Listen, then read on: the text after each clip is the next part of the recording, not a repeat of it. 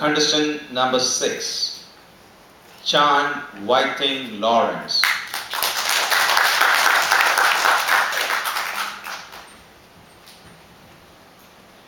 Title of the speech, The Last SMS.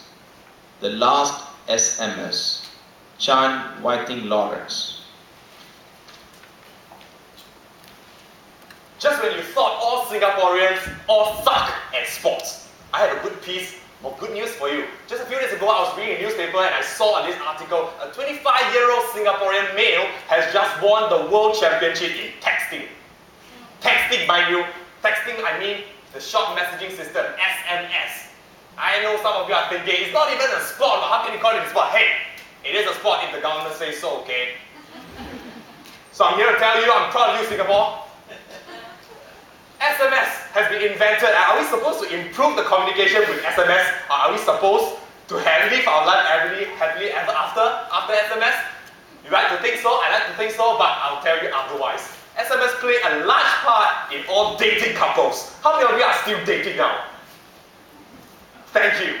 I am still dating now, and in my dating days, I remember SMS played a huge part in my relationship. Without SMS, I'll soon be broken up. SMS, we used to SMS each other very regularly just to keep in touch. It's a primary mode of communication. Without SMS, don't know what the hell she's doing, right? So SMS also rules your life. All I want to share today is how SMS has changed communication. I remember the time where during the many times of SMS in a day, which SMS do you think is the most important? As my title would suggest, it's the last SMS. Why do I say it's the last SMS? Because the last SMS signifies the close of business. Without the last SMS, you cannot go to sleep. You cannot go anywhere without your handphone. You must carry your handphone all the time. Because if she messaged you and you did not respond immediately, she will call and say, what are you doing? Who are you with? And you have a lot of explanation to do. So before you send the last SMS, you have to be on standby all the time, looking at your handphone. When you send the last SMS, good night dear, see you, sweet dreams, it's to tell her, back off. I need some peace. I need some life. I need to sleep. So when you send the last SMS, oh, it's fine to sleep. Back, I learned a very painful lesson in the year 2006 during the World Cup season. World Cup season, all the guys get together, go to my guy's friend's house and we decide to watch a late night soccer match. And that night, I forgot to send the last SMS. And what my poor girlfriend do? At home, couldn't sleep because haven't received the last SMS. She was waiting for the SMS. Didn't watch TV, couldn't do anything else. Whole day, whole night just staring at her handphone. And every 5 seconds she will check, no SMS, no SMS, no SMS. After a while she will begin to think, maybe my handphone is faulty. So she sent an SMS to herself just to check. She can receive the SMS. And after a while of waiting, she suddenly became more worried. How come my boyfriend didn't send me the SMS? And more waiting, the worry became anger. And anger turned to frustration. And finally she fell asleep.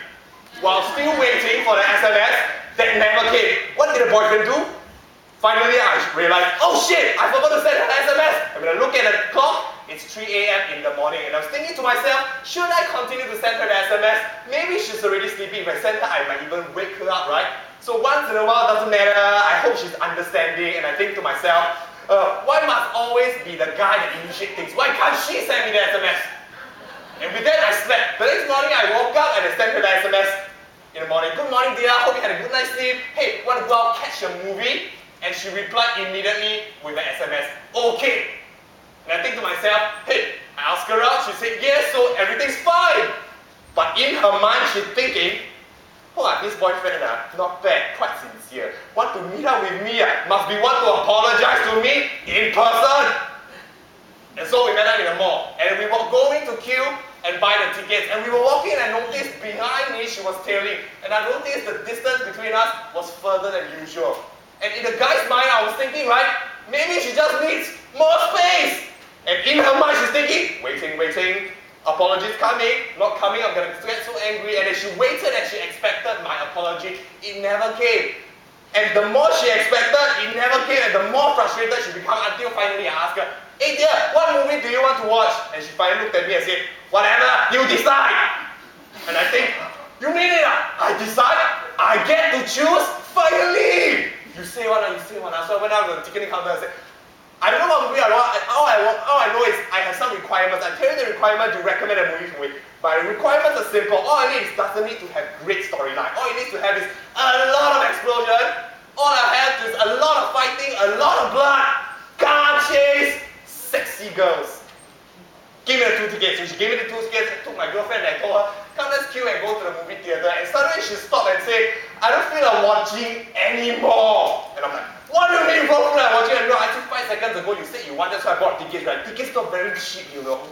And she suddenly said, you don't understand me, I'll give you one more chance. Do you got anything to say to me? I'm thinking, what? Tell me!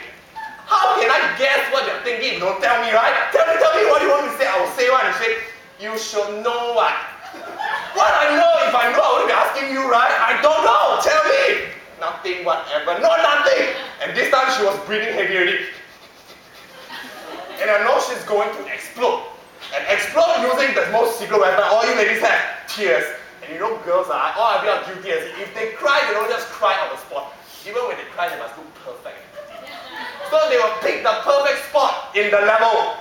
The ambience must be right, the traffic must be good, the light must fall right on the face.